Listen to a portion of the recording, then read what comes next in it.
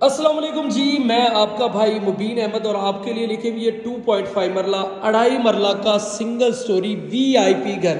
इस टाइम हम इस घर के लाउंज में, जहां पर टाइल फ्लोरिंग इंतहाई आला, सीलिंग के डिज़ाइन बड़े ज़बरदस्त आपको मिलने वाले हैं, निशेज़ बड़ी खूबसूरत सी तैयार की गई हैं और ये आपको रीजनेबल साइज़ में इस घर का लाउंज एरिया देखने को मिलेगा।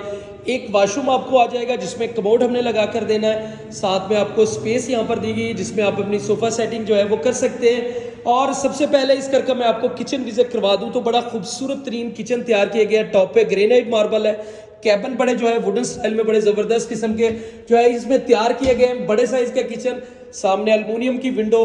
और ये इस घर का आपको गराज दिखा दूं तो रीजनेबल साइज़ का गराज, निशीज बड़ी खूबसूरत सी आपको यहाँ पर वॉल डिजाइनिंग जबरदस्त मिलेगी।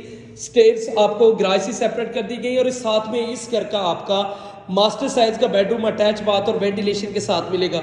सिर्फ और सिर्फ 30 लाख रुपए के अंदर ये घर आपको मिल जाएगा। New green city housing society, Gajumata, आलू रोड, लाहौर में ये घर वाक़ है।